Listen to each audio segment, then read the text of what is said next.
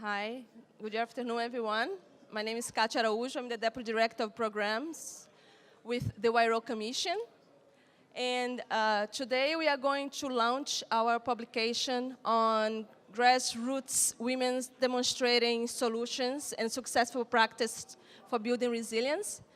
So, which is pretty much the outcome and a very hard work and positive product of 8 years of work of the WCDRR Commission and the Global Resilience Campaign.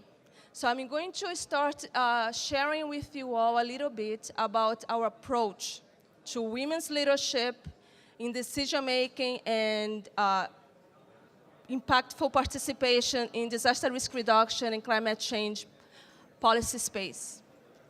The Global Community Resilience Campaign, we are pretty much using an approach which we call the diamond. And as you can see here, we work within 4 key elements. And the key element is starting with strengthening grassroots women's organizing and leadership, which also comprises of awareness raising and the creation and production of knowledge driven and done by the grassroots organizations and the communities themselves. And we move towards promoting resilience development through awareness and locally led initiatives, actions, and specific projects. We work towards building constituencies and networks, and we work also with those partners and allies to influence and change public policy. We are in 23 countries in Asia, Africa, and Latin America, and the Caribbean. And we are pretty much working in partnership with global, local, national, and regional stakeholders to build the capacity of their communities to address risks, and vulnerabilities, and climate change through these 4 integrated objectives and approach. We work through this approach with 2 very key mechanisms for our campaign and for the member organizations in our campaign. One of them is the Community Resilience Fund. The Community Resilience Fund is pretty much a financial mechanism. It's a flexible financial mechanism that channels flexible funds to the hands of the grassroots women and organizations that they are leading, which they manage and they plan and use as they will. And they pretty much focus this fund and the investment of this fund on practices and the leadership. Strategically, the investment of this fund is really targeting disaster-prone communities. The second mechanism that we use in our campaign with our member groups is the Community Practitioners Platform.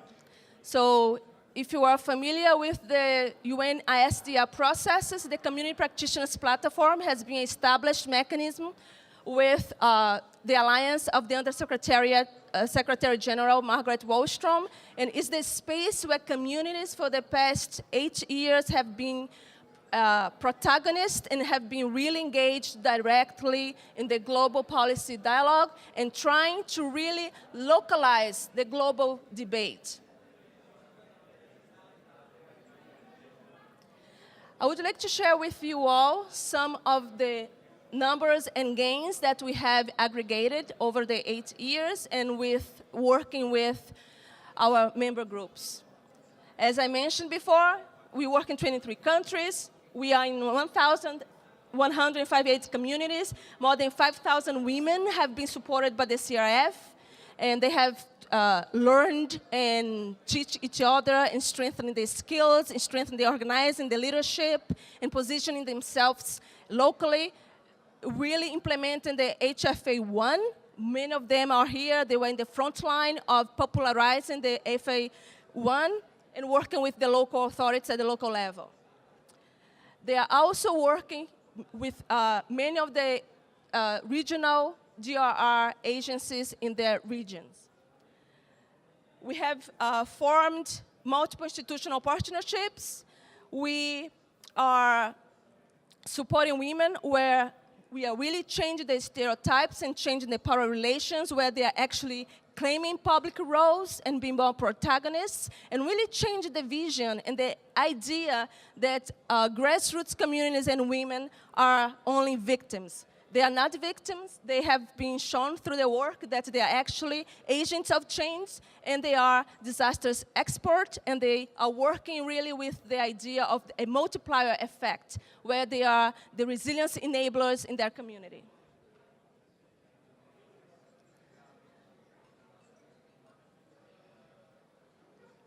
So now I'm going to just speak very briefly about the initiatives and the strategies that the grassroots groups and the organizations that we have aggregated in our publication really identified to really try to disseminate, have more visibility, and also create more a community of change among themselves, cross-regionally, within regions and within countries. So pretty much they looked from the perspective of sustainability and scalability. For the grassroots groups and for the women working on DRR and climate change adaptation, they are not only work at a short term, although some of the initiatives are short-term projects, they are really work towards have a long-term agenda. So this is because the women are very committed in empowering themselves first and empowering them within the community and create ownership within the community in order to reduce the vulnerabilities and climate fluctuations of the large-scale disasters that some of them have experienced through many decades. For grassroots women, also scaling up is very closely related to replication. The multiplier effect that I'm talking about is not about only the multiplier effect of their leadership, their own leadership, but also the multiplier effect of teaching and learning and replicating the practices from community to community, from countries to countries, and it really involves a social mobilization component. So the scalability does not only focus on the geographical expansion, but also focus horizontally scalability, which is in relationship to the institutional partnership and adoption of their practices and the demonstrations of their interventions. So some of the grassroots successful stories that we have aggregated in our publication is pretty much I just want to summarize here. The practices are really women-centered and promote long-term processes and empowerment. It's focused on capacity and skills building and transferability of those skills. It addresses the issue that affect women's positions in the community. It's really focusing in strengthening the leadership and promoting women's ability to claim public role in their communities, in the national level, local level, and also regional level. The practices have tangible results that can be sustained over time. The results in reduction of existing vulnerabilities have been very visible and have been aggregated. Can continue to be absent in the external funding.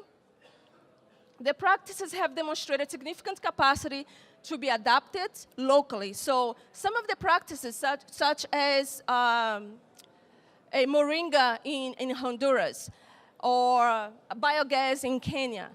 Those practices are not necessarily unique, but the capacity of the communities and the grassroots groups to really adapt within the context is one key element of the work. The groups have tailored those practices, and also they show the adaptation developed from sustained organizing and sustained partnerships with several different stakeholders and political actors at different levels. I would like to invite now some of those practices. As I mentioned, in Kenya, the grassroots groups, women and the grassroots women mobilized to find sustainable source of energy by creating biogas. In Nicaragua, and I would like to invite Heide Rodriguez, the president of Union of Cooperatives Las Brumas in Jinotega. She has been working for many years in sustainable agriculture and is led by the cooperatives and by the women. And I would like Heide to share a little bit of how she implemented this work to really strengthen the leadership of the women in the cooperatives, and what she did to really try to transfer these practices within the over 2,000 women's cooperatives in Nicaragua.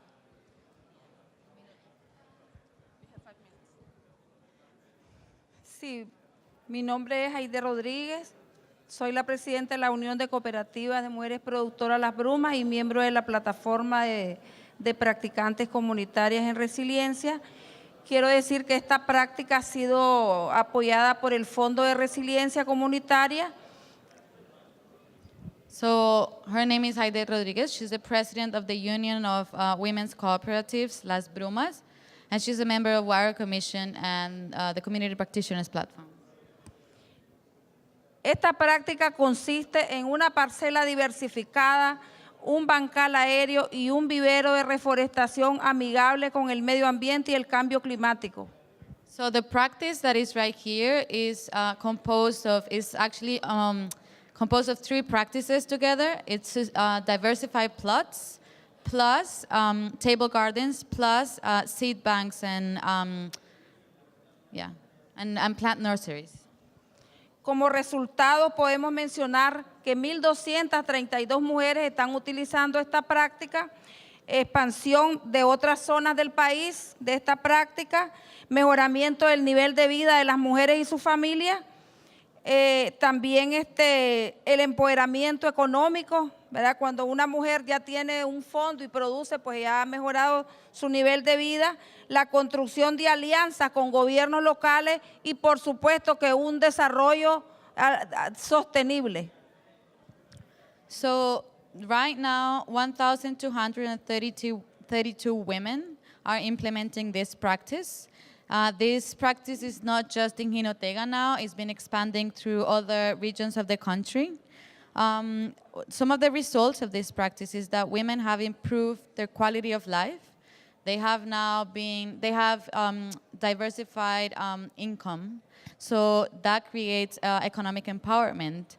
This practice has been giving women the leverage to negotiate and advocate with their local governments, and yes, and it's part of a holistic and integrated way of creating sustainable and resilient development in rural communities in Nicaragua. And just to finalize, I would like to invite Nasim. And Nasim is from India, and she's going to share a little bit of the practice driven by her organization. So, good afternoon. I'm Nasim from India, and I work with the organization called Swayam Shikshan Priyo. This organization started her work from 1993 earthquake in our region.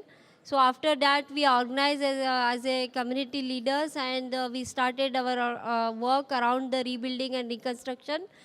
But when we organized, once we organized, we are not went back after the reconstruction. We are continue doing our work around the social issues and the economic issues of the women and their families. So in between the 20 years, last 4 years, we are facing the severe drought in our area. So these same organized women are working on the drought and their day-to-day disasters, where they are facing in their communities. So they organize around the disaster. They identified the risk of disaster on their food insecurity. So through their practice, their resilience strategies, they develop their local seeds, they develop the local biocompost and the pesticides which are reducing their risk of land, and they're giving the food for their communities, which we are thinking this is the resilience practice in our community. Thank you. Marnie. All right, thank you everyone, and we are distributing our booklet, and please, if you would like more information, our booth is right behind there. Thank you.